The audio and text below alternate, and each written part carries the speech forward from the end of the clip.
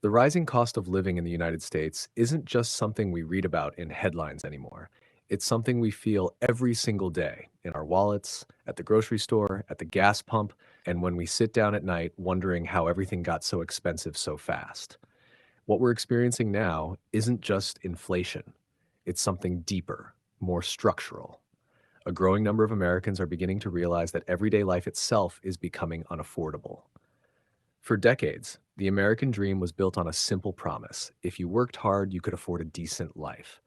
A stable home, food on the table, reliable transportation, access to health care, and maybe even the ability to save for the future.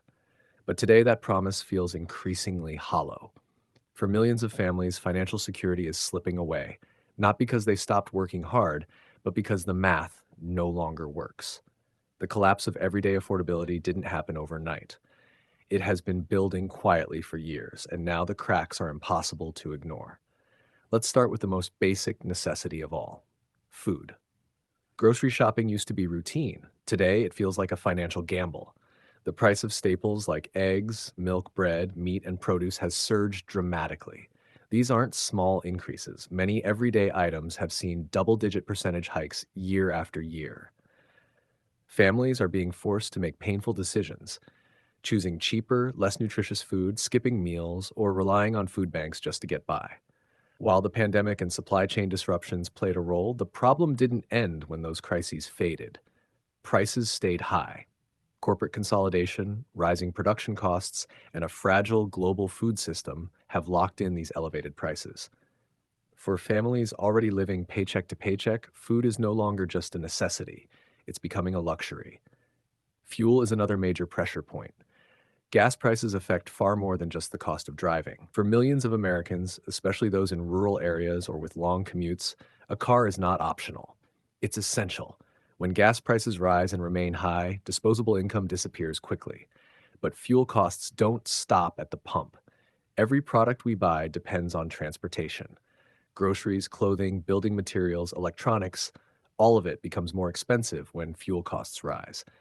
This creates a domino effect throughout the economy, quietly inflating prices across the board. Even people who rarely drive end up paying more for almost everything.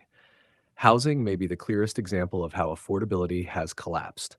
For generations, owning a home was a foundation of financial stability and upward mobility. Today, that dream feels unreachable for many.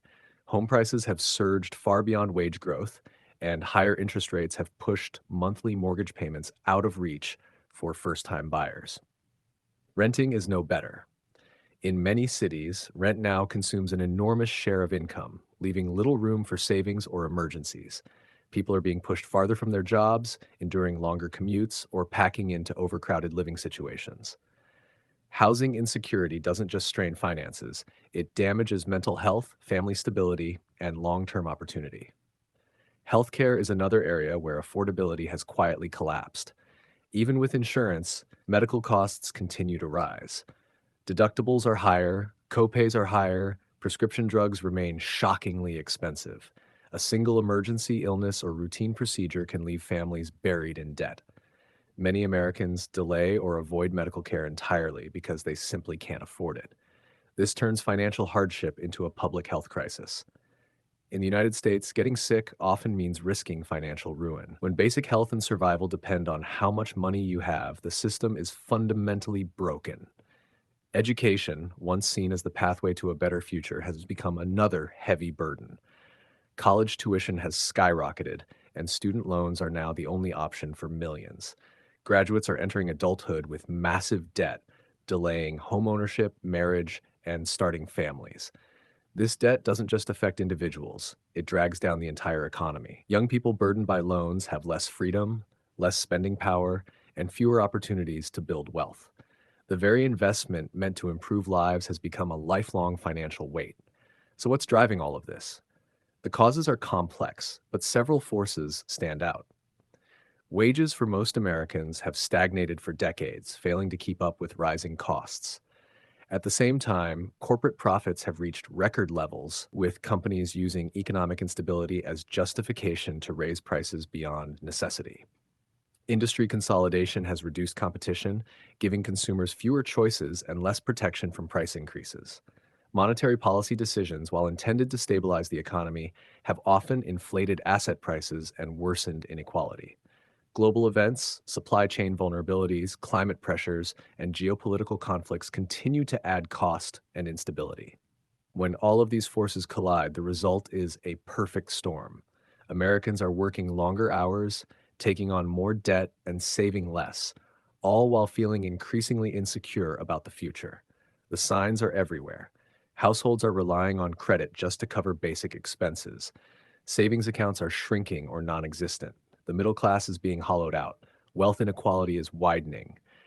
The ability to pass stability from one generation to the next is fading. This isn't just an economic crisis.